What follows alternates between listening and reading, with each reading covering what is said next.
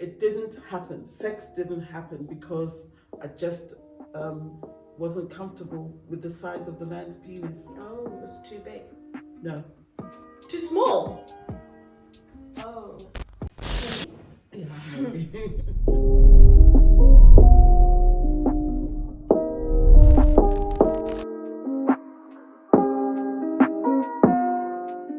Hey guys, welcome to another episode of Touch My Yoni. Today I have mi madre. I thought we could do something exciting, something naughty and do a mother-daughter tag. There's a few questions that I've asked you guys to give us that I can ask my mom. I don't know if she has any questions for me. I'm sure she will. I'm sure I do. So yeah, let's get into it. Oh, like, subscribe, share, and don't forget to tell a friend to tell a friend. You guys are quite bug. You're quite bug. I'm very I'm really excited. I'm very excited. She's excited. I'm petrified. Let's get into it. Deep breath. Boom, boom, boom, boom. Okay, the first question. Shoot away. Right. Have you ever given head? Of course. What are your views on it? It's actually quite a thrilling experience because you feel an incredible sense of control. Mm-hmm. The only thing I don't like is the taste of the cum. Semen. Yeah, it's gross. Yeah. It tastes like raw egg. That's really? For me, that's what it tastes like, and it's I've just tasted gross. one that tastes like panado.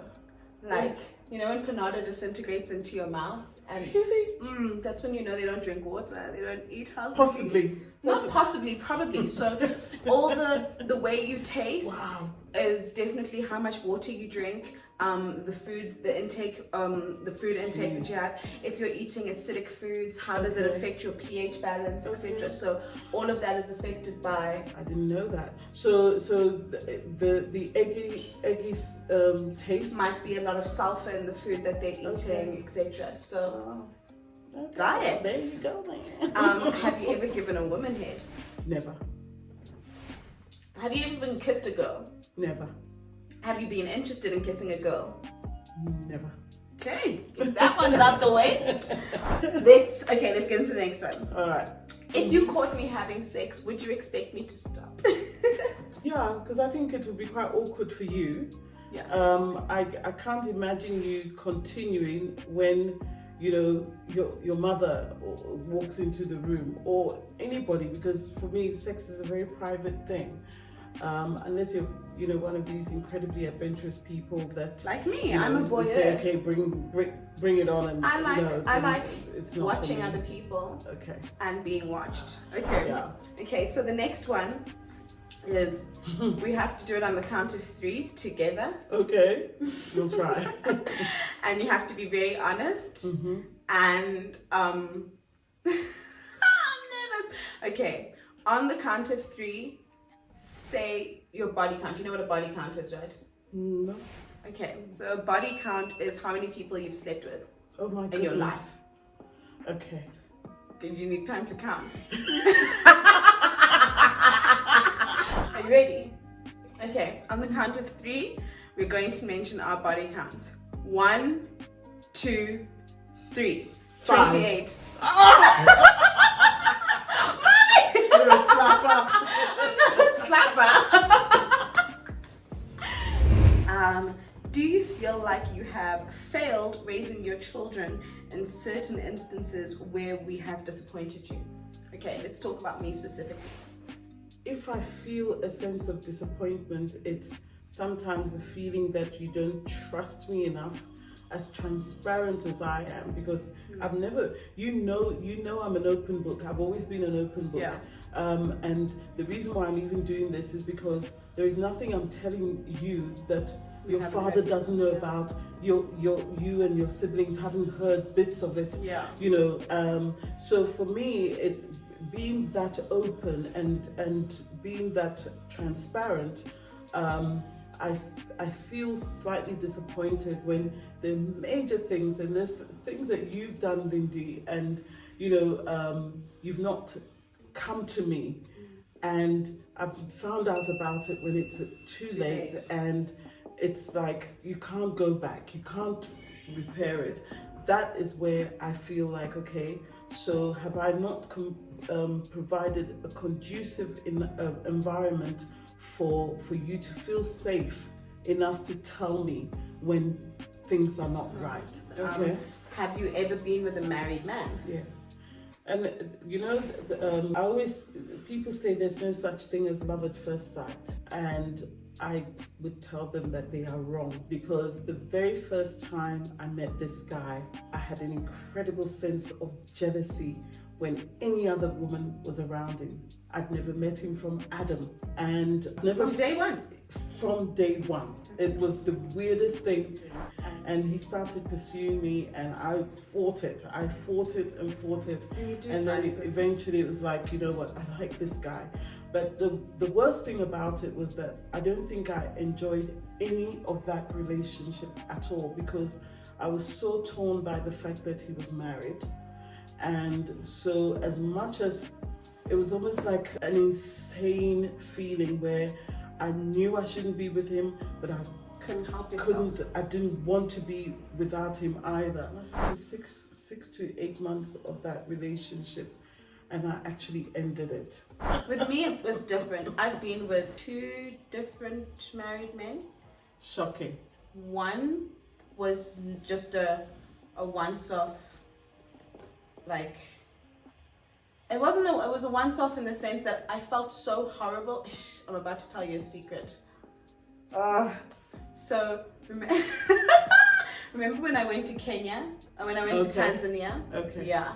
And it felt different because it was on different shores and no one knew me and no one knew him. So it felt okay.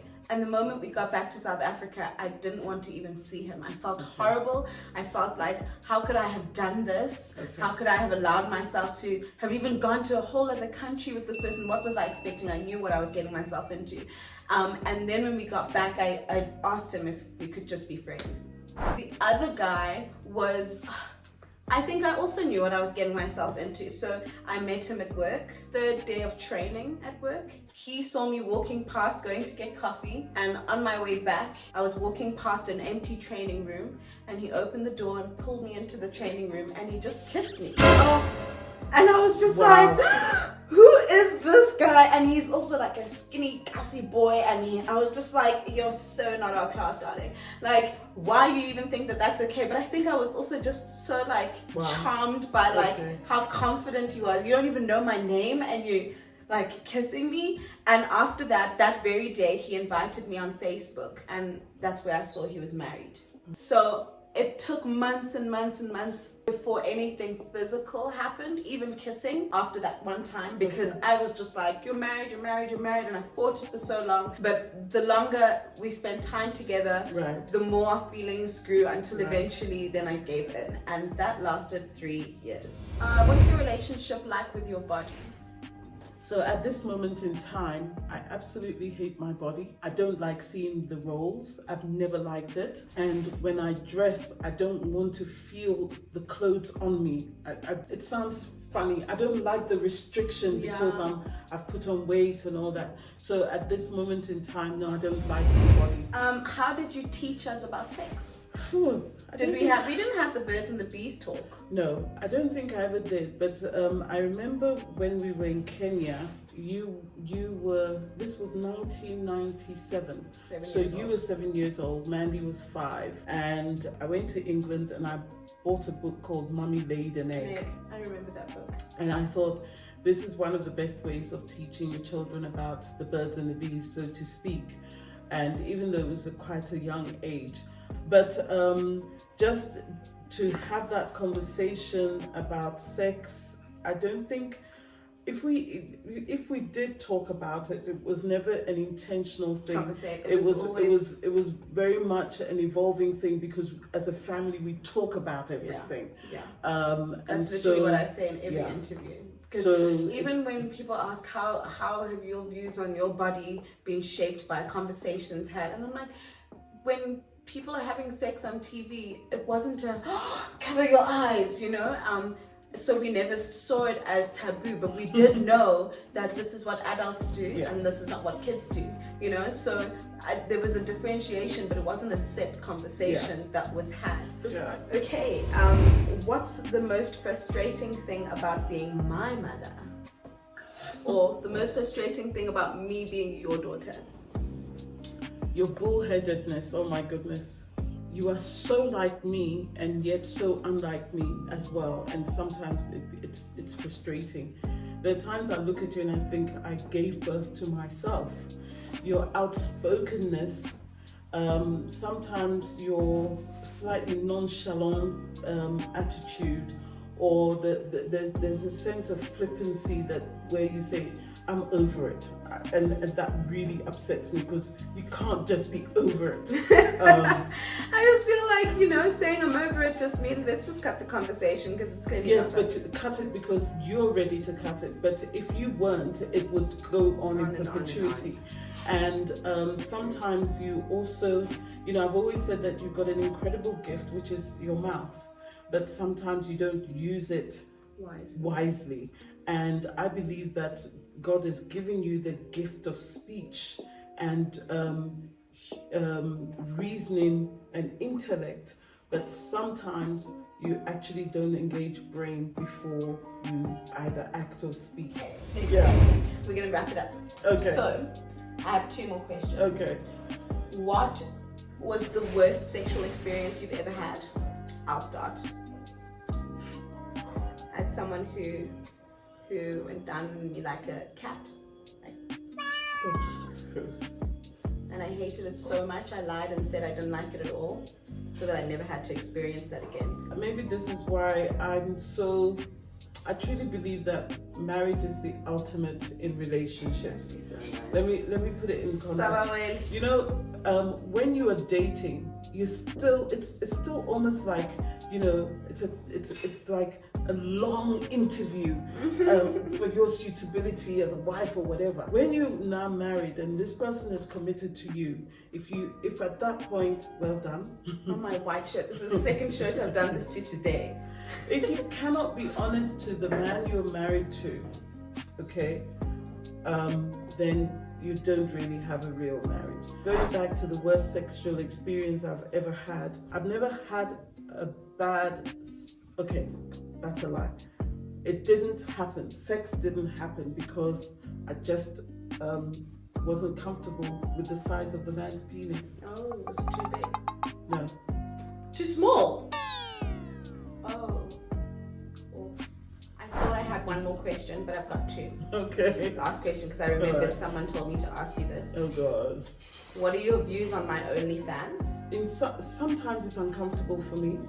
It's uncomfortable for me because I think I'm looking at it very conventionally from a societal perspective and from a Christian perspective, that, you know, for me it's a thing of you're selling your body, and there's something quite insidious about it. There's also a little bit of anxiety that it could be unsafe, that you could end up with some crazy who could cause you harm. So that's the one aspect. The other aspect, however, is that, you know, you're almost 30. So I feel that whatever you need to do now, do it. Because when I was in my youth, there were things I did that I know if my parents had found out, they might not have been too chuffed about it. I mean, it was so weird when my mother said to me one day, you know, I knew every time you came to London and didn't come home. I was like, okay. Last question. Last question, okay. What advice have you given me that you wish someone had given you, or that you had taken from yourself? And this question came from your son. Okay, so I think it goes back to do it and beg for forgiveness. In my youth, I did worry, what would my mom think of this? What would so-and-so think of that? And if they found out, and so on. And so maybe things that I would have wanted to do, I stopped myself from doing them because I'd be in trouble or whatever. As I've gotten older, I realized that actually don't live in regret. Boom! Boom! And there you have it, ladies and gentlemen. Yeah. Thank you guys for watching. I hope you really enjoyed this. I'm sure you're going to be asking for a part 2. And definitely going to have more questions. But if that is the case, please comment in the comment section. Yeah. Share, like, and if you haven't subscribed by now, I don't know what you're waiting for, because this is definitely where you want to be with mommy and me. You know what it is. So thanks for watching, guys. Thank you. Bye.